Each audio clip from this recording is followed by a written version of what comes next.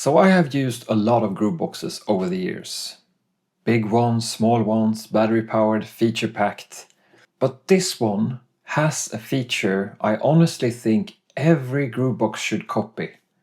It's actually a game changer. So this is my take on the Ableton Move after some real hands-on time with it. And honestly, I'm kind of amazed. Not just because of what it can do, but how it does it. There's a lot to love here and a few things to watch out for. But it has one killer feature, and I will show you exactly what it is later in the video. Let's dive into it.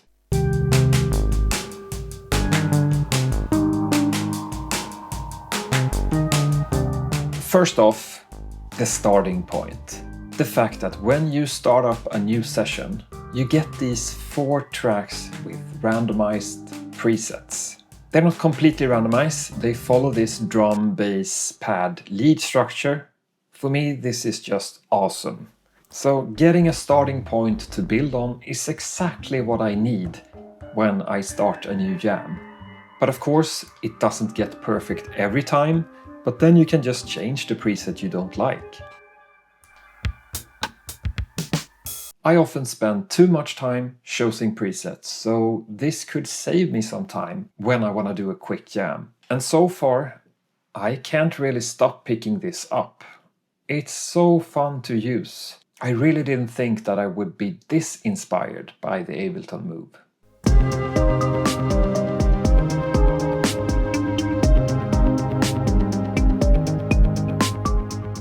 Next up, intuitive controls.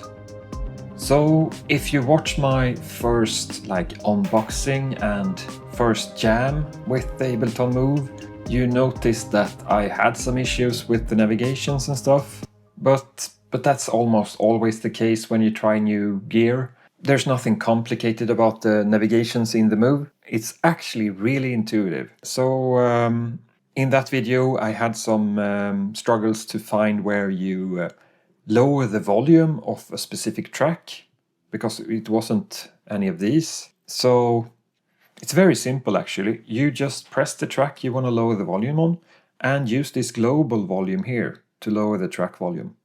So you can change it here. So really simple.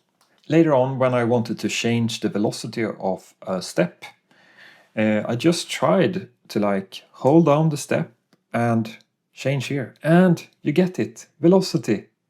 So that's brilliant that you can just use the same type of functionality across the board. And also, if you want to change the note length of something, let's say you have a note here, you see the note length there, but you can also shorten it so you can do it like this. You see it lights up. So you see how long it is. You can also change it here, of course. But so this feature is awesome. So I would say navigating the Move is not a problem. When you get a hang of it, it just flows. But now let's talk about the killer feature that I think is a game changer for groove boxes. And of course, it's the built-in Wi-Fi and cloud integration. So for me, this is a feature I have been dreaming on for years actually. With one simple click, your creation is uploaded to your Ableton Live, to your Ableton Note if you have it on an iOS device. And then you can continue exactly where you left off. This is just amazing how simple it is. And I was really impressed when I opened a Move project in Live of how everything was laid out. So there you actually have this little glue rack for the whole pattern. So this made me realize that Move is actually a cut-out part of the full Ableton Live experience. And that was kind of mind-blowing to me, that you got all these good things in Ableton in a limited package like this. That's brilliant actually. So you can actually see as well, if you go to your set overview and press some of these, you can see there's a little cloud icon there on this set. So that means that this set is synced with the clouds. So that means you're able to open it in Live if you have the cloud feature enabled there, and also in Ableton Note if you use that app. So it's lovely. Another really good feature with this cloud integration is how easy it is to transfer files between Move and your computer. So basically, when you have your Move connected to your home network, you could just activate cloud, and then you get this web page, move.local, and from here it's dead simple to transfer projects, samples, and presets. So this is like magic. No cables, no transfer software that you need to install. And of course, the fact that it got Wi-Fi, all the software updates just gets delivered to you. You don't need to do anything, just accept the update and you're done. So for me, this saves so much time and frustration. And I think every new Groovebox should have Wi-Fi and a cloud integration like this. Hint, Electron. One minor issue with this is that it seems that there is no way to move back and forth between Move and Live. So if you opened it in Live and made some changes, there is really no easy way to get it back to the Move. I haven't tried this yet, but I heard some people complain about that. Another great thing is the Autosave function. So basically, saving is nothing you need to think of. It just autosaves. So when you're done, you can just turn it off and everything will be saved. And this combined with the undo feature is just perfect, because autosave without the possibility to undo could be devastating to your project. So yeah, this is a really good implementation.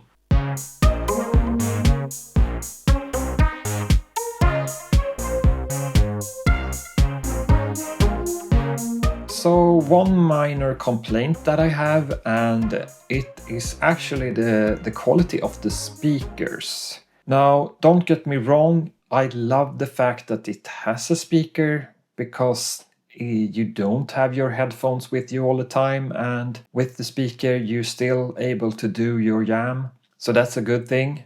But the thing I'm questioning is the placement of the speaker, because it's below. It's like here. So if you have your Move in your lap when you compose, all the sounds is directed into your lap. So the sound quality is like really muffled. If you turn it upside down, it sounds much better, much clearer. So I question where they placed it there, but I'm sure they have their reason for putting it there. Having like a cut out part here for the speaker may not be optimal, I don't know. And also one other thing with the speaker is that if you have a track that it has a lot of bass in it, you can get some crackling sounds from the speaker. It feels like it's broken, so that's not very pleasant. So when I hear that crackling sound, I usually just go into the main effect for the whole pattern and just lower the low frequencies a bit, and then the crackling will disappear. Let's move on. And this is the big question for me regarding the Move, and it's a Sketchpad, right? And the thing I'm questioning is that, will I actually finish the creations I make on the Move, or will they stay as sketches? So I guess time will answer this, but my initial feeling is that if I do something I really like on the Move, I will definitely try to finish the song in Live. And the fact that the process is so simple with the cloud integration, I don't see why I shouldn't do it. But then again, I almost never use a DAW nowadays. It's just for like quick masterings and stuff. I can't remember when I last created something in a DAW. But I actually think that the Move makes it possible to move past one crucial part about working in a DAW, and that is the initial part. When you open up a new session in Live and everything is blank, you get all these possibilities and you don't know where to start, so you get nothing done.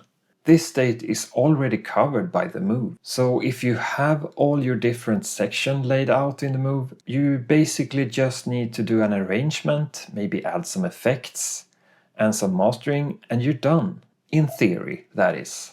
I will keep you updated on the progress of my sketches and if they actually will get finished or not. So I can't really end this little mini review without talking about the capture button. It's a big part of the Ableton Move. And I don't know what to say really, other than it's a genius function to have in a Groovebox. And I think that every Groovebox needs this as well, because things like this happens to me all the time. I'm composing and all of a sudden I play something I like, and then I don't remember what I played. So you desperately try to remember what you played, but you can't get it right. And here Move has your back, because it's always listening. It's just one press of a button and you have what you created. And also, when you have your melody, your drums, you can just add stuff, also with the capture button, overdubbing, and if you're not happy, just undo it and try again. So I honestly think that every Groovebox needs this feature.